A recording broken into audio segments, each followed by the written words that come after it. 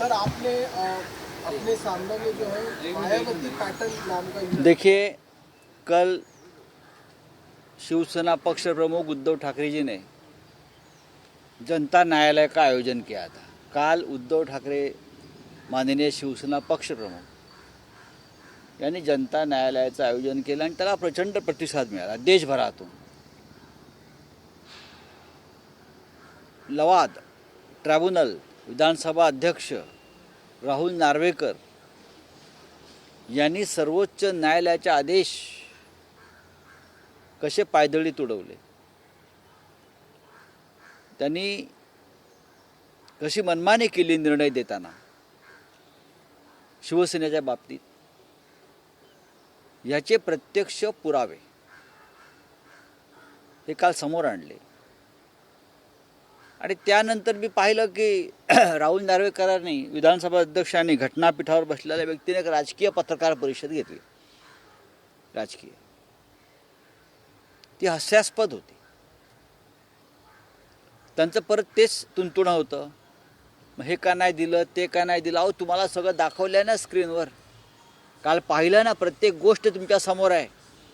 सर्वोच्च न्यायालयात त्या इलेक्शन कमिशन समोर आहे। घटना कुठे आहे, काय 1999चीच घटना इलेक्शन कमिशनला आहे। त्यांना मला सांगायचं, आपण वकील आहात, देवेंद्र फडणवीससुद्धा वकील आहेत, दोन वकिलांनी एकत्र बसावं आणि एकदा काहीतरी ठरवावं। बघा, लग्न एकदा होतं, प्रत्येक ॲनिव्हर्सरी लग्नाची जी असते त्याला सर्टिफिकेट दाखवावं लागत नाही की आमचं या तारखेला लग्न झालं आहे म्हणून आम्ही ॲनिव्हर्सरी करतो आहे। बरं का, होतच असतं, 30 वर्ष 35 वर्ष 40 वर्ष लोक ॲनिव्हर्सरी साजरी करत असतात। घटना एकदा दिलेली असते, घटना जी असते पक्षाची ती एकदा पूर्ण घटना दिल्यावर ती आहे। मग त्याच्यामध्ये जे बदल होत असतात, जे अमेंडमेंट्स होत असतात, ते आपण वेळोवेळी कळवत असतो। आणि ते शिवसेनेनं वेळोवेळी झालेले बदल, घटनेमध्ये केलेले ठराव हे कसे कळवले आणि त्या संदर्भात कशा पोचपावत्या आहेत मिळाल्याच्या निवडणूक आयोगाच्या, ते काल पुराव्यासह दाखवलं ना। काल आपण नीट पाहिलं असेल, लवादाने म्हणजे मिस्टर नार्वेकर यांनी, ते त्यांना लक्षात यायला पाहिजे, वकील आहेत ते। आता आम्हाला हे नका तर मी सांगायला लावू की तुमची डिग्री तपासावी का वकिलाची, तुमची किंवा फडणवीसांची। साध्या वकिलाला सुद्धा जे कळतं ते तुम्हाला कळलं पाहिजे का। काल तुम्ही जनता न्यायालयात जे काय आम्ही पुरावे दाखवत होतो ते का बिनकाचेचा गॉगल लावून पाहत होतात का? काय करत होता तुम्ही? भक्कम पुरावे काल समोर आणले। तुम्ही कसे खोटं बोललाय, तुम्ही कसं खोटारडेपणाला निकाल दिलाय। निकाल दबावाखाली दिला असेल किंवा तुमची मती भ्रष्ट झाली असेल, गुंग झाली असेल, त्याच्याशी आम्हाला काही म्हणायचं नाही। या जनतेच्या न्यायालयाला समोर या आणि हा निकाल जनतेसमोर येऊन सांगा तुम्ही दिलेला। हे काल त्यांना पक्षप्रमुख उद्धव ठाकरे यांनी दिलेलं आव्हान त्यांनी स्वीकारायला हवं, एकनाथ शिंदेने स्वीकारायला हवं, अमित शहाने स्वीकारायला हवं, राहुल नार्वेकरांनी स्वीकारायला हवं। जर तुमच्यामध्ये इतकी मोठी हिंमत असेल, हे आव्हान स्वीकारा, जनतेसमोर या आणि हा जो निकाल आहे शिवसेनेच्या बाबतीत तुम्ही दिलेला तो छाती ठोकपणे सांगा, मग आम्ही पाहू। दाखवलेली त्या प्रतवरून देखील त्यांनी असं म्हटलंय की ती प्रत दाखवली आहे, मात्र ती प्रत वाचून नाही दाखवली। काल वाचून दाखवलेली आहे, आपण पाहिलं असेल। काल जनता न्यायालयाच्या त्या व्यासपीठावर 2013 2018 त्या स्क्रीनवर संपूर्ण ते पत्र येत होते। आपण सगळ्यांनी ते पत्र पाहिलेले आहेत, त्या पत्रातला मसुदा पाहिलेला आहे। मी म्हटलं ना, ते बिनभोकाचा गॉगल लावून बसले होते काल वाचायला, बरं का, त्याच्यामुळे त्यांना ते वाचता आलं नसेल।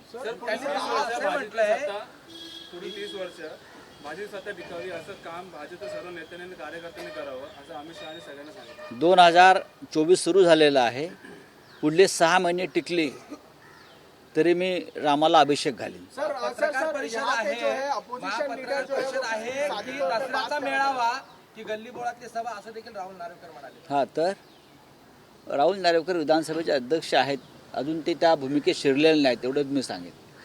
अजूनही ते रोज पक्षांतर करणारा कार्यकर्ता याच भूमिकेत आहेत, म्हणून त्यांनी हे वक्तव्य केलेलं आहे. दसरा मेळावा हा सुद्धा जनता न्यायालयाच असतं आणि आपण सुद्धा त्या मेळाव्याला अनेकदा हजर राहिलेला आहे. राहुल नार्वेकर, मी तुम्हाला कालही सांगितलेलं आहे, जनतेसमोर या, निवडणुका होऊ द्या, तुमची सत्ता जाईल, तुम्हाला जनता रस्त्यावर फिरणं मुश्किल करेल. 11.5 कोटी महाराष्ट्रीयन जनतेचा पाठी तुम्ही खंजीर खुपसलाय अशा निकालानं. शिवसेना ही महाराष्ट्राच्या अस्मितेचं एक प्रतीक आहे, स्वाभिमान आहे महाराष्ट्राचा.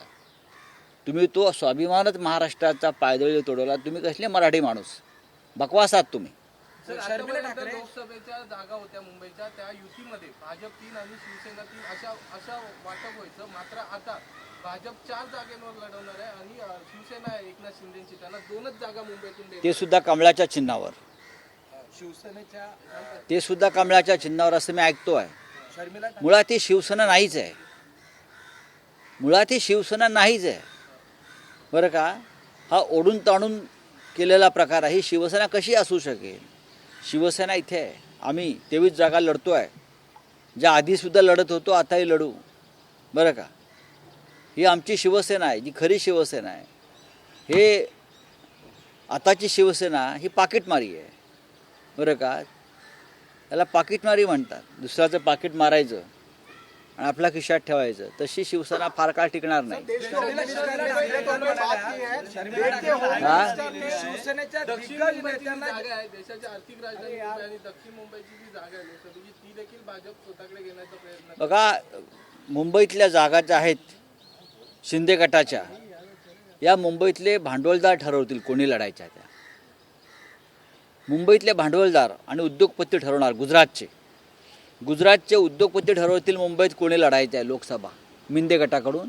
हे तुम्ही लिहून घ्या. थँक्यू. जनता की अदालत बता दीजिए। सर, आपने कहा सर, अमित शाह ने जो है बोले आपका क्या है? जनता की अदालत की बात कही कल आपने, और राहुल नार्वेकर के बारे में कहा और देवेंद्र फडणवीस के बारे में कहा, क्या कहना चाहते हैं?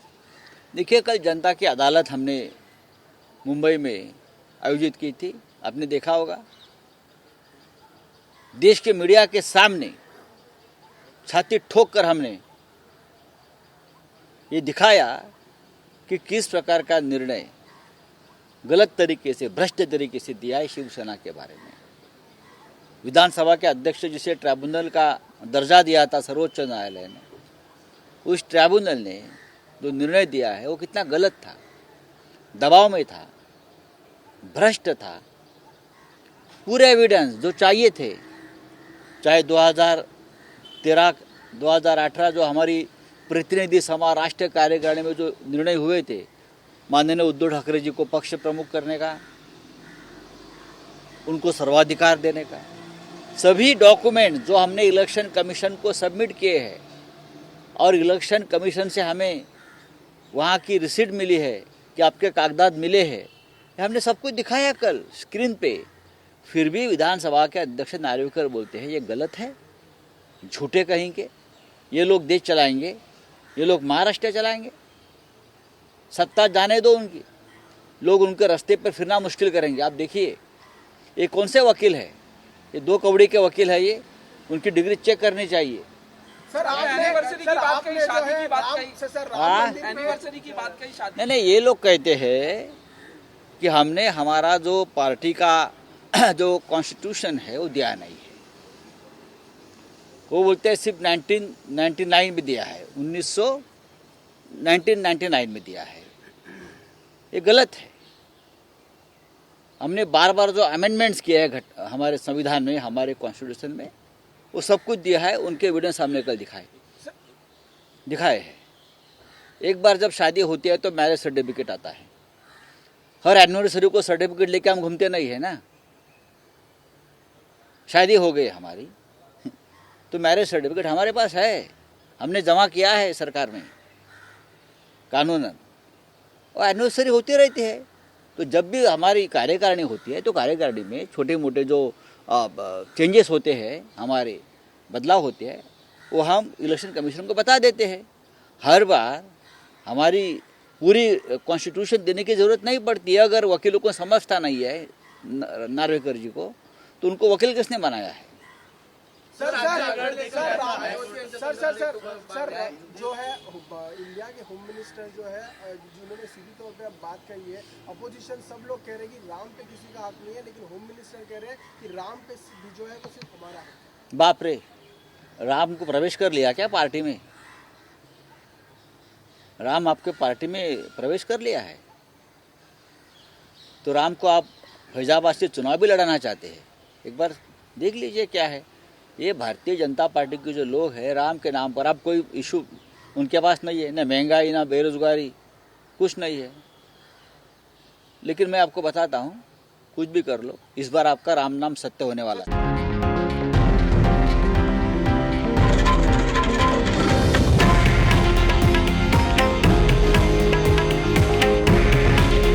हे आहे देशातील नंबर 1 न्यूज नेटवर्क आणि आपण पाहत आहात TV9 मराठी। काळजी तुमची, हित महाराष्ट्राचं।